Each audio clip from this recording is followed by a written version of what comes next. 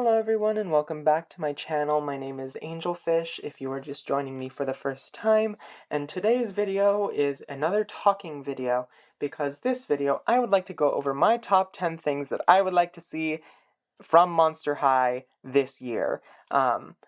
This is both G3 and alumni stuff that I would like to see. So without further ado, let's get started. Number 10, Voltage's Frankie is here for this point. So I would really love to see another doll like Voltage's Frankie added to the Alumni Collection, that being a doll that is a reimagining for collectors of a previous fan favorite doll from G1. Now, personally, I would like to nominate Sweet 1600 Draculaura for that position because I love the Sweet 1600 dolls. Heck, make it a 2-pack with Sweet 1600 Claude. Dial them both up for collector levels. It would be amazing. It would be absolutely fabulous. I think it would be one of my favorite things to ever be added to the Alumni Collection if that were to happen. So yeah, that is my number 10. And at number 9, I would like Mattel to stop using polypropylene on Claudine. Now, listen, I am well aware of what was said for the reasonings of polypropylene being used on Claudine, that being vibrancy or whatever, that was discussed at the alumni event that happened for influencers back in October of last year. However, seeing as dolls with vibrant hair colors in high-quality saran have been released, I think that reasoning is completely and utterly, for lack of a better term, ridiculous. I'm sorry, this sounds really harsh, I know, and I know that some Mattel designers have stumbled upon my channel before. If you see this, just please know the Monster High community and the doll community as a whole has started caring about hair fiber and hair quality a lot more in recent years than they did back when Monster High was first rolling out on store shelves. Hair quality and hair fiber types are incredibly important to the doll community this day and age. Like, it's no secret. I mean, you'll see hairstyling videos from anybody and everybody who has a platform. You'll see, like, one of my dear friends from Instagram, Planet Him, he does hair videos. Like, it's just, hair quality is something that's deeply important to the modern day doll collector and the modern day doll fan. Even the younger fans care about this stuff. If you look at comment sections on TikTok where the younger demographic is, the hair fiber is something that is also something that younger fans in Monster High's actual target age range care about too. So it's not just an adult collector thing anymore. It's something that kids care about too. And I think it would be really wise to, just maybe decrease the amount of polypropylene being used in the line, and maybe even stop using polypropylene on Monster High as a whole, because that's something that its current day fans have cared about now more than ever. Like, we know that you have colorful saran. At this point, the polypropylene is not a slap in the face. I'll say it's not the worst thing ever. We tolerate it. But after a certain point, it's just like, okay, Claudine in particular needs some higher quality hair fiber, because it's a cute color, but I know that something similar exists in saran. We all do. And we know that she can be done justice with a higher quality hair fiber. Anyway, mini rant over. That is my number 9 hope for this year. Coming in at number 8. So, Mattel, you gave Laguna a really pretty hair blend. We love all of the colors that she has in her hair. It's so gorgeous, it's so soft, and your live-action movie collaborators gave Laguna a really pretty hair blend, and we would like to see that hair blend reflected on an official Laguna doll. I even made a custom to give her her movie hair blend, because I just think it's really pretty. It complements the doll's skin tone really nicely, and that's just something that I would like to see at some point. The Monster High ghouls are not adverse to changing their hair colors between releases. They did it a lot in G1. So I just think, switching up the hair colors every now and then, giving Laguna fully pink hair, giving Claudine uh, deep brown hair or even blonde hair, giving Frankie neon green highlights. I just think that's something that would be really cool. Like, switch it up every now and then? Anyway, that's my number 8 hope for this year. Number 7, this is a formal request for a very soft, very huggable version of Frankie's dog Watsi to be released in plush form. Now, this is mainly because the Monster High cartoon, the one airing currently on Nickelodeon, has made myself and many other Monster High fans realize that Watsi is untapped potential. He is absolutely adorable.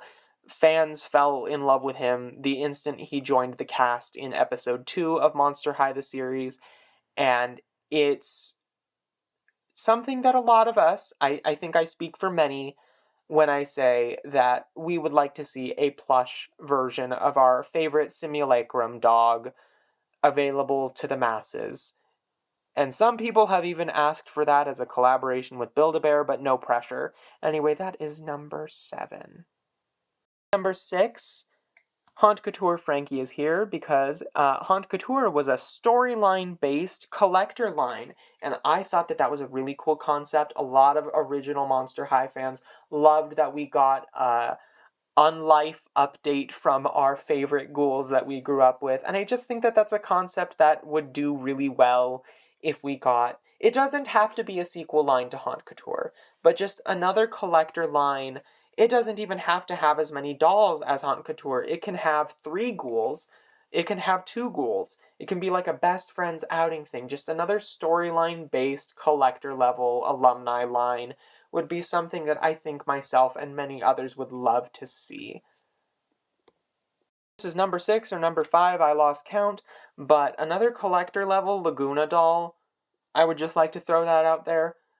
This is the first collector doll that Laguna has ever gotten, and I really, as the self-proclaimed president of the Laguna Blue fan club, I would like to see another collector level Laguna doll because she never got this level of like love and detail in G1's original run. So, as a hardcore Laguna Blue fan, um, I love that she's finally getting the love and attention that she deserves from Mattel, and I think we should continue that. Another collector level Laguna is a wonderful idea. Please make that happen. I don't know who this needs to reach, whose desk this needs to hit. Just as long as it's not a 2-pack with Gil, because Laguna fans will not buy Laguna and Gil together, really. We want Laguna for Laguna. We don't want her for her man. We want Laguna for her. And just another collector level Laguna, please. That's all I ask. Hey, assuming that this is actually number 5, it might not be. I don't edit these, and I'm not keeping track. So Deuce Gorgon is here to talk about the boys from the G3 Monster High reboot, because Mattel, you have collaborated with some excellent showrunners. Shea Fontana and her team with the Nickelodeon Monster High cartoon have made this generation's male counterparts incredibly likable amongst all of the fans. They are our sons. Us adult collectors view them as our babies, and we would love to have them added to our collection as soon as possible. Characters that I think need dolls ASAP from the masculine presenting roster of Monster High characters include Claude Wolf, like, as soon as possible. There are people who are counting down days till he gets a doll in the G3 reboot, like literally in their Twitter headers. So yeah, that's one that you need to get on ASAP. Manny Tar deserves a retail release in this generation of Monster High. The writers made him incredibly lovable, incredibly likable. Like, he's just adorable. He's baby. He is a baby, and we love him. And we would love to add him to our collection. So Manny, please get on that. And even characters that have never gotten dolls before, like Romulus and newcomer to the series, Barkamedes, they deserve dolls too. We would like to see them. And Finnegan Wake obviously needs a doll as soon as possible. Like, he's the first and currently only Monster High character who is in a wheelchair, and that's something that is incredibly important in today's day and age to bring back, especially because he's actually, being utilized in the new Monster High series as a reoccurring character, whereas compared to G1, he didn't make as many appearances because he was introduced too late.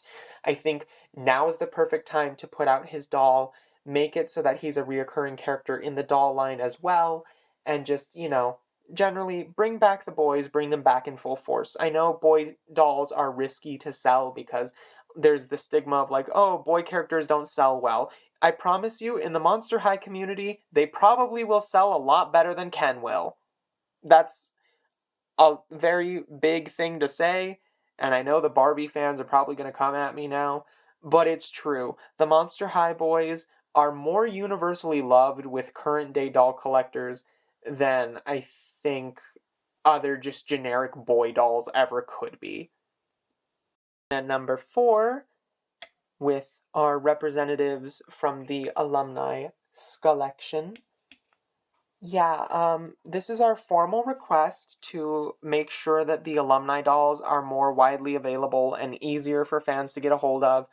Holiday Draculaura was a step in the right direction because she is currently being found at a lot of stores, so fans are actually able to get a hold on her.